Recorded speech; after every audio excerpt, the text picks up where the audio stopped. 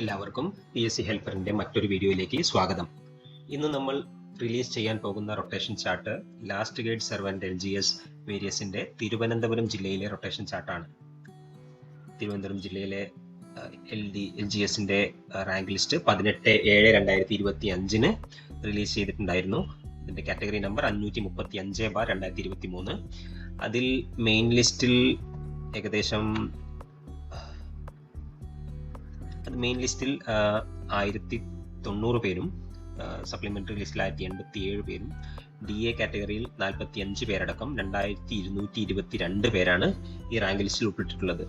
അപ്പോൾ ഈ rank ലിസ്റ്റിനെ base ചെയ്തുകൊണ്ടും തൊട്ടു മുന്നേ കഴിഞ്ഞ റാങ്ക് ലിസ്റ്റിൽ നിന്നും നടന്നിട്ടുള്ള അവസാനത്തെ അപ്പോയിന്റ്മെന്റ് ചാർട്ടും താരതമ്യപ്പെടുത്തി അതിനെ ബേസ് ചെയ്തുകൊണ്ട് നമ്മൾ തയ്യാറാക്കിയ റൊട്ടേഷൻ ചാർട്ടാണ് ഇത്.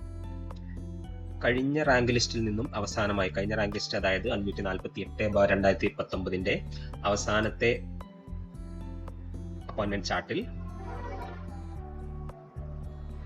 അപ്പോയിന്റ്മെന്റ് ചാർട്ട് 23/7/2025 പോയിട്ടുള്ളത്. അതിൽ 78 പേർക്കാണ് അന്ന് വേക്കൻസി റിപ്പോർട്ട് ചെയ്തിട്ടുണ്ടായിരുന്നത്. 72 ഫ്രഷ് വേക്കൻസിയും 6 NJDയുമാണ് ഇതിൽ പോയിട്ടുണ്ടായിരുന്നത്. നമ്മൾ ഈ അപ്പോയിന്റ്മെന്റ് ചാർട്ട് പരിശോധിച്ചു കഴിഞ്ഞാൽ ഈ അപ്പോയിന്റ്മെന്റ് ചാർട്ടിന്റെ അവസാനം നമ്മൾ പരിശോധിച്ചാൽ അവസാനത്തെ റൊട്ടേഷൻ പോയിരിക്കുന്നത് റൊട്ടേഷൻ എൻഡ് ആയിട്ടുള്ളത് 95 OCയിലാണ്. അപ്പോൾ നമ്മുടെ പുതിയ ചാർട്ട് സ്റ്റാർട്ട് ചെയ്യുന്നത് 96 എന്ന റൊട്ടേഷനിലായിരിക്കും. അതിനു മുൻപേ പെൻഡിങ് ഉള്ള TPOകളും NJDകളും ഉണ്ടെങ്കിൽ അതുപോലെ പെൻഡിങ് DA കാറ്റഗറികളും പോയതിനു ശേഷം മാത്രമേ പുതിയ റൊട്ടേഷൻ സ്റ്റാർട്ട് ആവുകയുള്ളൂ. അപ്പോൾ നമുക്ക് പുതിയ pending TPOകൾ 5 എണ്ണമാണുള്ളത്. MD OBC ST LC ഇത്രയും TPOകളാണ് പോകാനുള്ളത്. അപ്പോൾ ആദ്യമായിട്ട് TPOകളാണ് പോവുക. അതിനുശേഷം അതിനു മുൻപ് TPOകൾ പോകുന്നതിന് മുൻപ് തന്നെ നമ്മുടെ DA കാറ്റഗറിയിൽ 11 എണ്ണം DA MD കാറ്റഗറിയിൽ പെൻഡിങ് ഉണ്ട്. അതുകൊണ്ട് തന്നെ DA MD 11 എണ്ണം പോയതിനു ശേഷമേ മറ്റുള്ള TPOകൾ പോവുകയുള്ളൂ. അതിനുശേഷമാണ് നമ്മുടെ റൊട്ടേഷൻ സ്റ്റാർട്ട് ചെയ്യുക.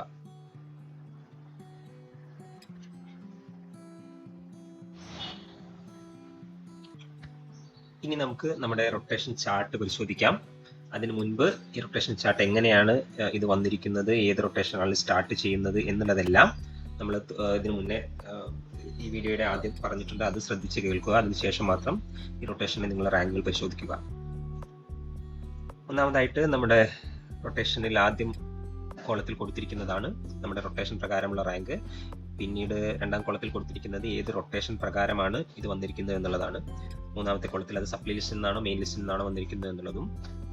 നാലാമത്തെ കോളത്തിലാണ് നിങ്ങളുടെ റാങ്ക് ലിസ്റ്റ് പ്രകാരമുള്ള നിങ്ങളുടെ റാങ്ക് ലിസ്റ്റിൽ നിങ്ങളുടെ ഏതാണ് റാങ്ക് എന്നുള്ളതാണ്. ഇത് സപ്ലി ആണെങ്കിൽ സപ്ലിയിലെ റാങ്ക്, മെയിൻ ലിസ്റ്റിലാണെങ്കിൽ മെയിൻ ലിസ്റ്റിലെ റാങ്ക്, ഇങ്ങനെയാണ് കൊടുത്തിരിക്കുന്നത്. ഉദാഹരണത്തിന് ഇത് 4 മെയിൻ ലിസ്റ്റിലെ 4ാം റാങ്കുകാരനാണിത്. ഇനി ഈ കോളത്തിലാണ് നമ്മുടെ കാസ്റ്റ് കൊടുത്തിരിക്കുന്നത്. അതുപോലെ ഈ കോളത്തിൽ അവരുടെ ഡേറ്റ് ഓഫ് ബർത്ത്, അതുപോലെ പേര്, സീരിയൽ നമ്പർ, ഇങ്ങനെയാണ് ഇതിൽ കൊടുത്തിരിക്കുന്നത്. പിന്നീട് നമ്മുടെ സപ്ലൈ ആണെങ്കിൽ നമ്മളൊരു ഗ്രീൻ കളറിൽ കാണിച്ചിട്ടുണ്ട്. അതുപോലെ DA ആണെങ്കിൽ അത് പ്രത്യേക യെല്ലോ കളറിലും കാണിച്ചിട്ടുണ്ട്. ഇനി നമ്മൾ നേരത്തെ പറഞ്ഞതുപോലെ 11 DA കാറ്റഗറിക്കാർക്ക് പെൻഡിങ് ഉള്ളത് അത് ആദ്യം പോവും. അതുകൊണ്ടാണ് അതിവിടെ കാണിച്ചിരിക്കുന്നത്. 1 മുതൽ 11 വരെയുള്ള DA കാറ്റഗറിയിൽ 11 പേർക്ക് പോയതിനു ശേഷമാണ് മൊത്തത്തിൽ 16 പേരാണ് നമ്മൾ DA MD കാറ്റഗറിയിലുള്ളത്. അതിൽ നിന്നും 11 പേർക്ക് ആദ്യത്തെ അഡ്വൈസിൽ തന്നെ പോയതിനു ശേഷമാണ് നമ്മുടെ റൊട്ടേഷൻ സ്റ്റാർട്ട് ചെയ്യുക. അത് കഴിഞ്ഞതിന് ശേഷം നമ്മുടെ TPO 86, M, 88, D, 90 OBC ഇതെല്ലാം നമ്മുടെ TPOകളായിരുന്നു. അപ്പോൾ TPOകളും പോയതിനു ശേഷമാണ് മറ്റുള്ള റൊട്ടേഷൻ കണ്ടിന്യൂ ചെയ്യുക.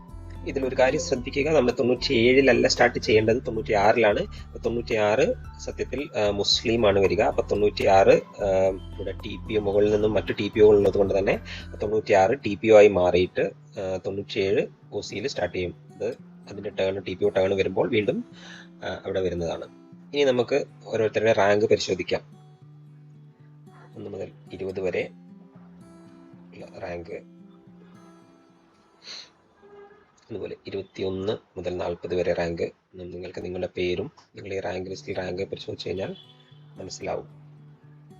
നിങ്ങൾ ഈ ചാനൽ സബ്സ്ക്രൈബ് ചെയ്തിട്ടില്ലെങ്കിൽ തീർച്ചയായും സബ്സ്ക്രൈബ് ചെയ്യുക. നിങ്ങൾ വാട്സാപ്പ് ചാനലിൽ കൂടെ ഇത് ഷെയർ ചെയ്യുക, മറ്റുള്ളവർക്കും ഉപകാരപ്പെടട്ടെ. എന്തെങ്കിലും സംശയമുണ്ടെങ്കിൽ നിങ്ങൾക്ക് ചോദിക്കാവുന്നതാണ്.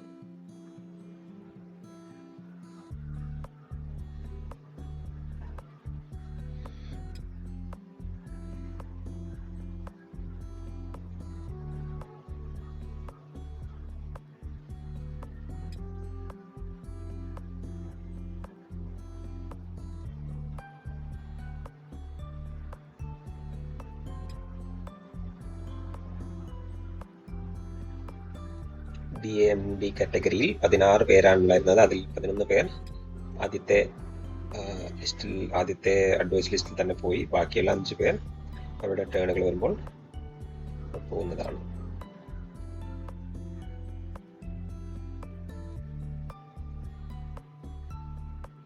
LD അവർക്കൊന്നും അങ്ങനെ ഒരു ടേൺ കാണുന്നില്ല. ഇത് സത്യത്തിൽ 2 അല്ല, ഇത് 11 കഴിഞ്ഞാൽ 12, 13. സത്യത്തിൽ ഇതിന് കൂടെ ഒരു 11 ആഡ് ചെയ്ത് വേണം DA കാറ്റഗറിക്കാർ മനസ്സിലാക്കാൻ. ശരിയൊരു പെശക് അവിടെ ഉണ്ട്. DA കാറ്റഗറിക്കാർക്ക് മാത്രം ആദ്യത്തെ അഡ്വൈസ് കഴിഞ്ഞതിന് ശേഷമുള്ള DAMD കാർ മാത്രം ഒരു 11 നമ്പർ നിങ്ങൾ അവിടെ കൂട്ടിയിട്ട് വേണം നിങ്ങളുടെ റാങ്ക് പരിശോധിക്കാൻ.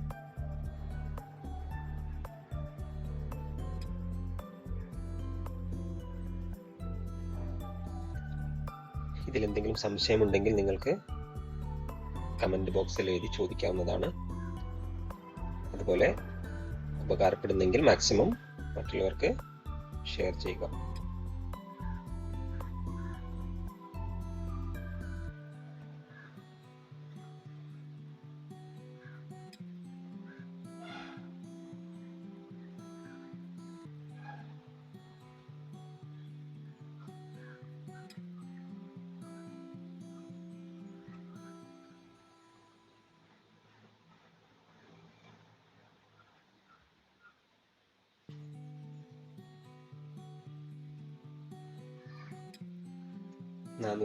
ആയപ്പോഴേക്കും ഏകദേശം മെയിൻ ലിസ്റ്റിൽ നിന്നുള്ള 370 പേരാണ് ഓപ്പൺ കാറ്റഗറിയിൽ പോയിക്കൊണ്ടിരിക്കുന്നത്. നമുക്ക് ഏകദേശം 500 റാങ്ക് വരുമ്പോൾ ഏകദേശം 406 വരെയാണ് ഓപ്പൺ കാറ്റഗറിയിൽ നിന്നും പോയിക്കൊണ്ടിരിക്കുന്നത്. ഇനി ഇതിൽ ചെറിയ മാറ്റങ്ങൾ സംഭവിക്കും. നമ്മുടെ സംവരണ നിയമപ്രകാരം 50% കൂടുതൽ ഉണ്ടാവുകയാണെങ്കിൽ അതിൽ TPO പോകും. അങ്ങനെ ഓരോ പ്രാവശ്യം വരുന്ന അഡ്വൈസിലെ വേക്കൻസിക്ക് അനുസരിച്ച് TPO പോകുന്നതിൽ ചെറിയ ചെറിയ മാറ്റങ്ങൾ വരും. അതുപോലെ TPO പോകുമ്പോൾ തന്നെ റിസർവേഷനും മെയിൻ ലിസ്റ്റിലുമുള്ള ആൾക്കാരുടെ ഒരേ കമ്മ്യൂണിറ്റിയിലാണെങ്കിൽ അവരിൽ കുറഞ്ഞ റാങ്കുള്ള ആൾക്കാർ മുകളിലും താഴെ റാങ്കുള്ള ആൾക്കാർ തൊട്ടടിയിലേക്ക് മാറും. അപ്പോൾ അവിടെയും ചെറിയൊരു മാറ്റം സംഭവിക്കും.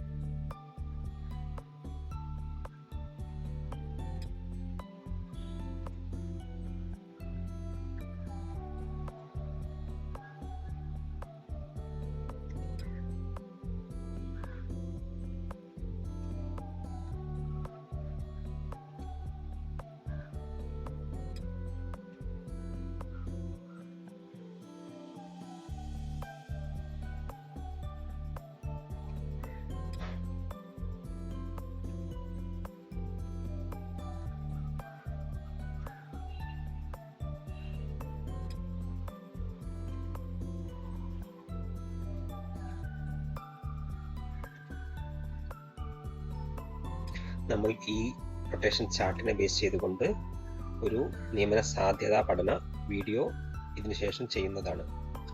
എത്രത്തോളം ഒഴിവുകൾ വരികയാണെങ്കിൽ ഓപ്പൺ കാറ്റഗറിയിൽ നിന്നും ഏകദേശം മാർക്കൊക്കെ പോകും എന്നുള്ളത് നമ്മൾ വിശദമായി ഒരു സാധ്യതാ പഠന വീഡിയോ ഈ ചാനലിൽ തന്നെ അപ്ലോഡ് ചെയ്യുന്നതാണ്.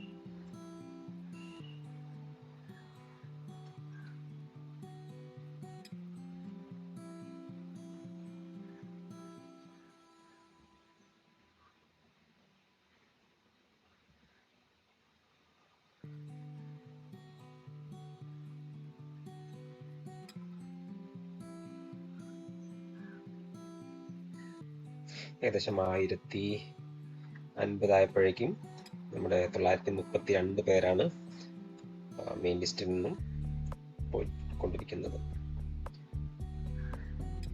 മൊത്തത്തിൽ 1090 പേരാണ് നമ്മുടെ മെയിൻ ലിസ്റ്റിലുള്ളത്. അപ്പോൾ 1090 പേരും അപ്പോയിൻമെന്റ് കിട്ടണമെങ്കിൽ മൊത്തത്തിൽ എത്ര ഒഴിവുകൾ റിപ്പോർട്ട് ചെയ്യണം എന്നുള്ളതാണ് നമ്മൾ ഇതിന്റെ അവസാനം നമുക്ക് ഏകദേശം മനസ്സിലാവും.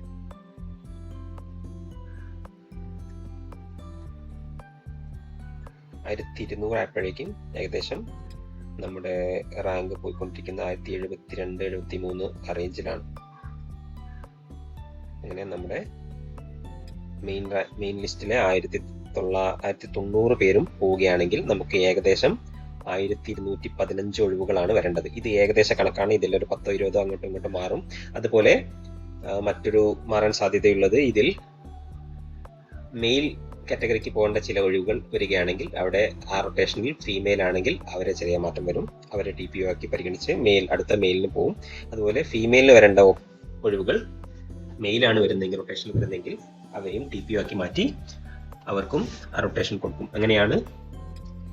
അങ്ങനെയുള്ള ചെറിയ മാറ്റങ്ങൾ ആര് ഉണ്ടാക്കുന്ന റൊട്ടേഷനിലും മാറ്റം വരാൻ സാധ്യതയുണ്ട്. എന്തെങ്കിലും സംശയമുണ്ടെങ്കിൽ നിങ്ങൾ കമന്റ് ബോക്സിൽ എഴുതി അറിയിക്കുക. നിങ്ങൾക്ക് ഇഷ്ടപ്പെട്ട ലൈക്ക് ചെയ്യുക, ഇത് മാക്സിമം ഷെയർ ചെയ്യുക.